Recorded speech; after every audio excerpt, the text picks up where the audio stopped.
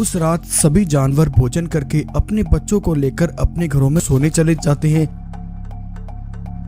लेकिन सुबह जब जानवर सूरज की पहली किरण देखने बाहर आते हैं तो वहां का नजारा देख उनकी आंखें फटी की फटी रह जाती हैं। कुछ जानवरों की लाशें खून से लथपथ उनके घरों के सामने पड़ी थी। उन्हें किसी ने बड़ी बेरहमी से मार डाला था। ये देख मासूम जानवर बहुत ज्यादा डर गए। जब इसकी खबर जंगल के राजा विक्रम को मिली तो विक्रम ने फौरन वहां जाकर देखा और जानवरों की लाशों के ढेर देखकर विक्रम भी हैरान हो गया। ये सब किसने किया? मेरी मासूम प्रजा को इतनी बेरहमी से मारने वाला कौन है? कौन है वो जिसने इन मासूमों के साथ इतनी बदसलूकी की? बताओ मुझे।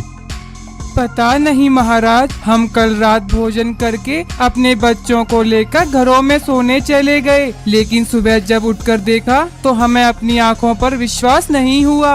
न जाने किस बेरहम ने एक ही रात में हमारे जंगल के मासूम जानवरों को खून में नहला दिया। अगले दिन इसी तरह एक गाय रोती बिलखती हुई विक्रम के पास आती है। महाराज, न जाने किस जालिम ने बेरहमी से मेरे बेटे को मार डाला। तब विक्रम गाय के घर जाकर देखता है तो वहाँ उस गाय के बच्चे को भी किसी ने बड़ी बेरहमी से मारकर दरवाजे पर लटकाया हुआ था। विक्रम को ये देखकर बड़ी हैरानी हुई। उसे कुछ समझ नहीं आ रहा था कि उसके जंगल में ये सब क्या हो रहा है। विक्रम सारी रात अपनी गुफा के बाहर इस बारे में सोचकर परेशान हो रहा था। न जाने वो बेरहम कौन है जो मेरे सामने आए बगैर बुज़दिलों की तरह मेरे मासूम जानवरों को एक एक करके मार रहा है। वो जो कोई भी है, मैं जल्द उसका पता लगा लूंगा। ऐसा कहकर विक्रम अपनी गुफा में सोने चला जाता है। तभी आधी रात जंगल में उठे तूफान को चीरता हुआ एक बाघ वहां आता है और वहां आकर वो बाघ एक जोर की दहाड़ लगाता है और एक सफेद ज़ॉम्बी शेर का रूप ले लेता है। एक एक करके सबको मार दूंगा, कोई भी जिंदा नहीं बचेगा। मैं उससे अपना बदला लेकर रहूंगा। वो अपनी पूरी ताकत भी क्यों ना लगा ले, लेकिन वो मुझ तक नहीं पहुंच पाएगा। लेकिन अब सवाल ये है कि ये ज़ॉम्बी शेर का रूप लेने वाला बाघ आखिर कौन है और ये किससे अपना बदला लेने की बातें कर रहा है? आइए जानते हैं। दरअसल आज से कुछ साल पहले महाराज भल्लाल, जो आसपास के जंगलों में सबसे बड़े और दौलतमंद राजा थे, अपनी एक बड़ी विशाल सेना के साथ जंगल में राज किया करते थे। उनकी ताकत और शोहरत के चर्चे दूर दूर तक थे। महाराज भल्लाल की पत्नी उन दिनों गर्भवती थी। महाराज भल्लाल की इस बेशुमार शोहरत और दौलत के पीछे एक रहस्यमयी गुफा थी जो खजाने से खचाखच भरी हुई थी। अशरफियां, सोना, हीरा और जवाहरात उस गुफा में चारों ओर बिखरे हुए थे। उस गुफा की अजीबोगरीब बात ये थी कि उस गुफा से खजाना कभी कम नहीं होता था और महाराज भल्लाल उस खजाने को जंगल के गरीब और मासूम जानवरों की भलाई करने में लगाते थे। उधर महाराज भल्लाल के जंगल से कुछ ही दूरी पर एक राठौर नाम का बाघ रहता था जो बरसों से महाराज भल्लाल की उस रहस्यमयी गुफा की तलाश में था और वो किसी भी कीमत पर उस गुफा तक पहुंचना चाहता था, क्योंकि वो जानता था कि उस रहस्यमयी गुफा में रहस्यमयी खजाना दबा है जिसे पाकर वो दुनिया का सबसे ताकतवर और करोड़पति राजा बन सकता है। लेकिन एक दिन राठौर से सब्र ना हुआ और उसने अपने कुछ सिपाहियों को भल्लाल के जंगल भेजा। राठौर के भेजे सिपाहियों ने उस रहस्यमयी गुफा का राज पता करने के लिए भल्लाल के जंगल आकर मासूम जानवरों को परेशान करना शुरू किया और उनसे जबरदस्ती गुफा का राज उगलवाने लगे। लेकिन उस रहस्यमयी गुफा के बारे में भल्लाल के अलावा जंगल में और कोई नहीं जानता था। तब गुस्से में आकर राठौर के सिपाहियों ने वहाँ के जानवरों को मारना शुरू किया। जब इसकी खबर भल्लाल को मिली तो भल्लाल गुस्से में आ गया और उसने फौरन जाकर राठौर के सिपाहियों को मौत के घाट उतार दिया। बताओ मुझे, तुम्हें यहाँ बेचने वाला कौन है? किसके कहने पर तुम मेरे मासूम जानवरों को मार रहे हो? जल्दी बताओ, वरना यही तुम्हारे टुकड़े टुकड़े कर दूंगा। नहीं महाराज, मुझे छोड़ दो, मैं तुम्हें सब बताता हूँ। तब राठौर का एक सिपाही भल्लाल को सब बताता है कि उन्हें किसने और क्यों भेजा है। इसका पता लगते ही भल्लाल अपने सिपाहियों को लेकर फौरन राठौर के पास पहुंचा और वहां जाकर राठौर पर एक जोरदार हमला किया। राठौर, मन तो करता है कि यहीं तेरे टुकड़े टुकड़े कर दूं, लेकिन मैं इस घड़ी में तुम्हारे खून से अपने हाथ गंदे नहीं करना चाहता। अगर मेरी पत्नी इस समय गर्भवती न होती तो मैं तुम्हें यहीं जान से मार डालता। चले जाओ यहाँ से और फिर कभी मेरे जंगल की तरफ आंख उठाकर भी मत देखना। तब भल्लाल राठौर को बुरी तरह बेइज्जत करके उसे उसके जंगल से निकाल देता है।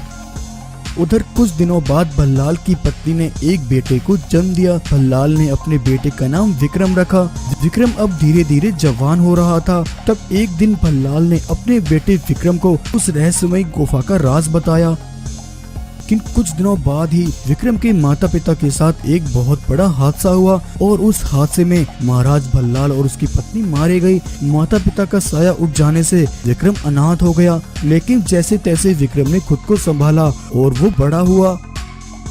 एक दिन एक भालू भागता हुआ विक्रम के पास आया। महाराज मेरी मदद कीजिए, मुझे अपने बेटे के इलाज के लिए पैसों की सख्त जरूरत है। अगर सही समय पर मेरे बेटे का इलाज नहीं हुआ तो मैं उसे खो दूंगा महाराज।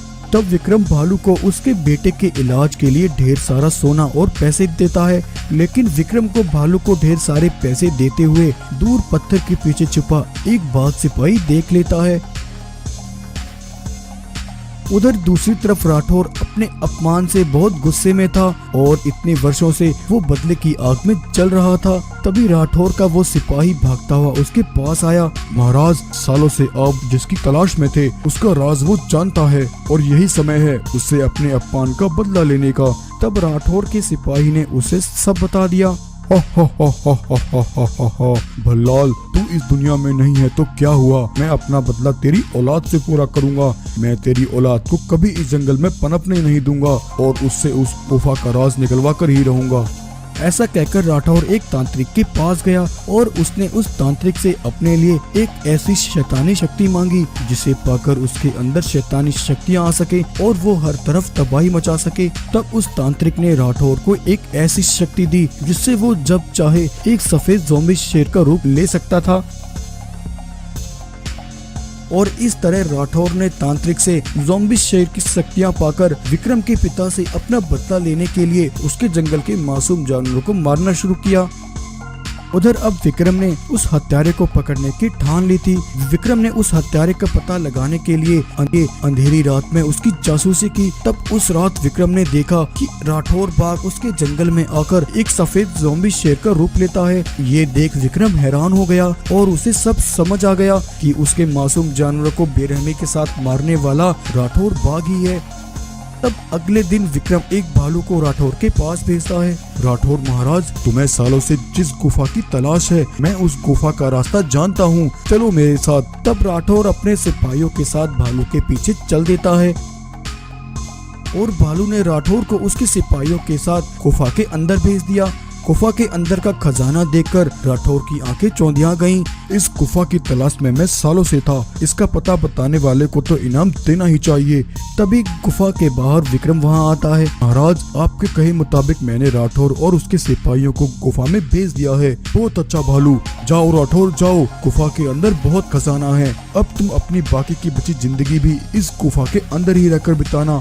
ऐसा कहकर विक्रम दो बड़े पत्थरों से गुफा का मुंह हमेशा के लिए बंद कर देता है और अब कुछ दिनों बाद ही गुफा के अंदर दम घुटने से राठौर और उसके सारे सिपाही वहीं मारे जाते हैं। और इस तरह विक्रम अपनी सूझबूझ और समझदारी से अपने मासूम जानवरों की हत्या का बदला राठौर से ले लेता है। तो ये कहानी आपको कैसी लगी? अगर कहानी अच्छी लगी हो तो वीडियो को लाइक करें और चैनल को सब्सक्राइब करना न।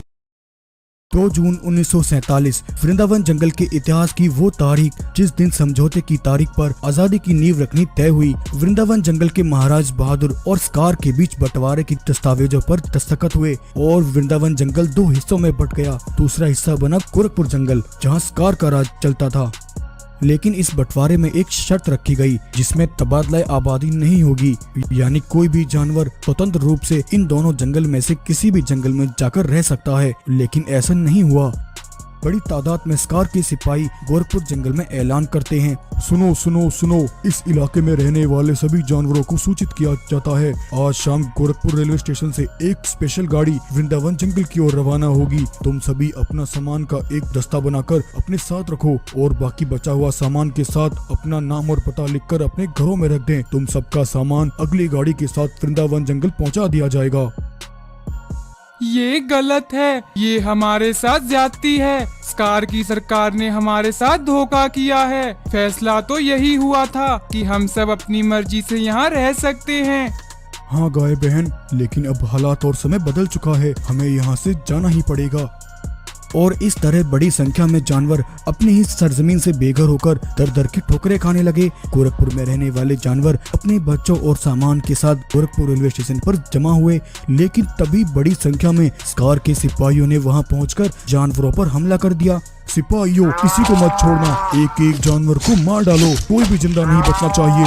स्कार के सिपाही वृंदावन जंगल जा रहे जानवरों को एक एक करके मारने लगे। गोरखपुर रेलवे स्टेशन पर घमासान भयंकर कत्लेआम होने लगा। देखते ही देखते स्कार के बेरहम सिपाहियों ने वृंदावन जा रही गाड़ी को मासूम जानवरों के खून में नहला दिया और इस तरह गोरखपुर जंगल से जाने वाले जानवरों की लाशों से भरी गाड़ियां वृंदावन जंगल भेजी जाने लगी। उस खून से भरी गाड़ी में वृंदावन जंगल में रहने वाले शिवा का परिवार भी मारा गया। वृंदावन स्टेशन पर इंतजार कर रहे शिवा ने जब अपने परिवार की कटी हुई लाशें देखी तो उसका दिल सहम उठा और बदले की आग उसकी आंखों में जलने लगी। और फिर अपनों के इंतकाम की आग ऐसी भड़की कि गोरखपुर जंगल जाने वाले जानवरों को उसकी कीमत चुकानी पड़ी। रातों रात स्कार का साथ देने वाले जानवरों को मौत के घाट उतार दिया गया। इस खूनी खेल में स्कार के कुछ सिपाही और उसके कुछ परिवार वाले जो वृंदावन जंगल में रहा करते थे, वे सभी मारे गए। जब स्कार को इसकी खबर मिली तो उसने सीमा पर तैनात अपने सिपाहियों को वृंदावन जंगल पर हमला करने का हुक्म दिया और स्कार के सिपाहियों ने सीमा पर खड़े वृंदावन के सिपाहियों पर हमला शुरू कर दिया और उनके हथियारबंद ट्रकों को जलाकर उड़ा दिया। हथियार न होने से वृंदावन के सिपाहियों की हिम्मत और जज्बा टूटने लगा। बॉर्डर पर तैनात सिपाही रन छोड़कर भागने लगे। ऐसे में महाराज बहादुर ने अपने सभी सैनिकों को इकट्ठा किया। सिपाहियों, तुम सब तो सीमा पर तैनात थे, फिर तुमने हमारी सीमा को दुश्मनों के हवाले कैसे कर दिया? महाराज, हम क्या करते? स्कार के सिपाहियों ने अचानक हमला करके हमारे सैनिकों के बीच अफरा तफरी मचा दी। उन्होंने हमारे सारे हथियारबंद ट्रकों को उड़ा दिया। हमारे सारे हथियार जलकर राख हो गए। अब हमारे पास लड़ने के लिए कोई भी हथियार नहीं बचा। ऐसे में हमारे पास भागने के अलावा और कोई रास्ता नहीं बचा। हाँ महाराज, ये बिल्कुल सही कह रहा है। हम बिना हथियारों के स्कार के सिपाहियों का सामना कैसे कर सकते हैं? हाँ महाराज, ऐसे नहीं लड़ पाएंगे। तभी शिवा वहाँ आता है। सिपाहियों, मत भूलो, उन जालिमों ने हमारे सिपाही और परिवार वालों का खून बहाया है। तुम सब सिपाही हमारे जंगल की उम्मीद हो। अगर हम ही डर जाएंगे तो फिर हमारे जंगल की रक्षा कौन करेगा? और याद रखो, अगर हमने अभी हिम्मत नहीं दिखाई तो स्कार जल्द हमारी सरजमीन पर कब्जा कर लेगा और हमें सारी जिंदगी उसकी गुलामी करनी पड़ेगी। तो अब बताओ, क्या तुम सब अपने जंगल की रक्षा के लिए महाराज बहादुर के साथ हो? हाँ महाराज, हम महाराज बहादुर के साथ हैं। हाँ, हम सब महाराज बहादुर के साथ हैं।